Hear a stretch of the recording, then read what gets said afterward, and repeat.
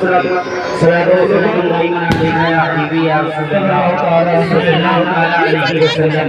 میرے آقا کون سنانے دارے خاکے گیتی پر کیا تشریف لائے، پورا عالم نور میں نہا گیا، وادیاں مہک اٹھی۔ عزیزان محترم، مکہ کی میرے آقا صلی اللہ علیہ وسلم کی آمد ایک ایسا عجیب سماچار ہوا تھا کہ جب خانہ کعبہ کے سامنے آ کر آپس میں چھینی گوئیاں آپس میں باتیں کرنے لگے۔ کوئی کہہ رہا ہے آج مکہ کے حالات بدلے ہوئے ہیں، کوئی کہہ رہا ہے خوشبو سے پورا مکہ مہک رہا ہے، کوئی کہہ رہا ہے چاروں طرف نور پھیلا ہوا ہے۔ ان میں سے ایک شخص کھڑا ہوا اور کہنے لگا تمہیں معلوم ہونا چاہیے میرا باپ جو برسوں سے بیمار تھا، لا علاج ہو چکا تھا، جس کا ڈاکٹروں نے جس کا علاج کر دیا تھا، اگر آج جب سے سویرے میں اپنے باپ کے پاس گیا تو میں نے اسے تندرست دیکھا، یعنی صحتیاب دیکھا۔ اس کے بعد ایک دوسرا کھڑا ہوا، اس نے کہا میرے گھر کے حالات کا معاملہ یہ ہے کہ میرے پاس جو جانور تھے، جو بکریاں تھی وہ لاغر ہو چکی تھی، وہ ان کے کھڑوں کا دودھ خشک ہو چکا تھا، وہ بالکل کمزور ہو چکی تھی۔ جانوروں کو چارہ ڈالنے کے لیے پہنچا تو میں کیا دیکھ رہا ہوں کہ وہ جانور فربا ہو چکے ہیں، دودھوں سے بھر چکے ہیں۔ ایک دوسرا کھڑا ہوتا ہے، وہ کہتا ہے تمہیں معلوم ہونا چاہیے میں نے جب آج اپنے باغات کا معائنہ کیا تو وہ درخت جو سوکھ چکے تھے، جس سے پھل کی امید ختم ہو چکی تھی، آج وہ درخت ہرے بھرے ہو رہے ہیں، آج اس میں پھل آ چکے ہیں۔ عزیزان محترم، یہ ساری باتیں ہو رہی تھی، اتنے میں ایک سردار مکہ، ایک شخص خانہ کعبہ کا طواف کر کر جب باہر آیا اور کہنے لگا بھائی آپس میں کیا باتیں ہو رہی ہے؟ لوگوں نے کہا تمہیں معلوم نہیں مکہ کی وادی نہیں دیکھ رہے ہو، مکہ کا ماحول نہیں دیکھ رہے ہو، آج مکہ میں کیسی تبدیلی چھائی ہوئی ہے، ہر طرف نور بکھرا ہوا ہے، وادیاں مہک رہی ہے، سائرہیں مہک رہی ہے، گلیاں گلیاں مہک رہی ہے۔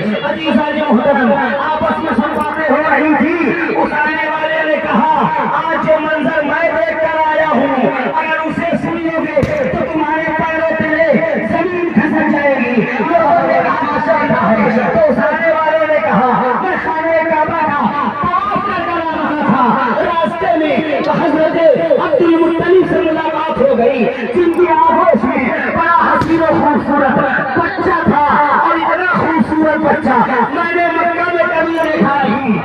جب میں پیچھے مڑ دیکھتا ہوں تو میں فیصلہ نہیں کر پایا کہ آخر خانہ کعبہ عبد المطلب کی طرف جا رہا ہے یا عبد المطلب خانہ کعبہ کی طرف جا رہے ہیں۔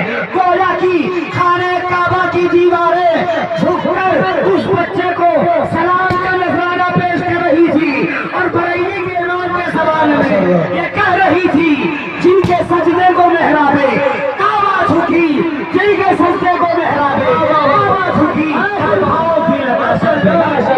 سرکار کی آمد، سرکار کی آمد، رہبر کی آمد، رہبر کی آمد۔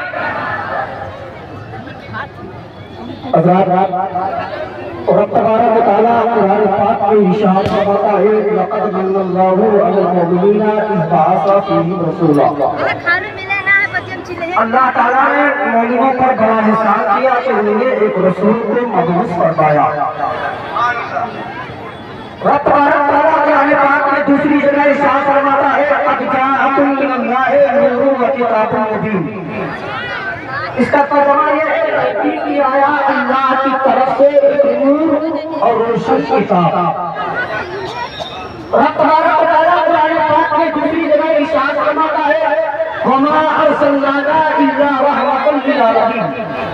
اے محبوب، ہم نے آپ کو سارے جہان کے لیے، ساری کائنات کے لیے آپ کو رحمت للعالمین بنا کر بھیجا۔ حضرات، رب تبارک و تعالیٰ قرآن پاک کے اندر کئی مقامات پر رسول کریم صلی اللہ علیہ وسلم کی آمد کا تذکرہ فرمایا ہے۔ اے مسلمانوں، بتانے کا مطلب اور مقصد یہ ہے کہ اللہ اکبر مسلمانوں، کہیں رب ارشاد فرماتا ہے ہم نے تمہارے پاس رسول کریم صلی اللہ علیہ وسلم کو بھیجا، اور کہیں ارشاد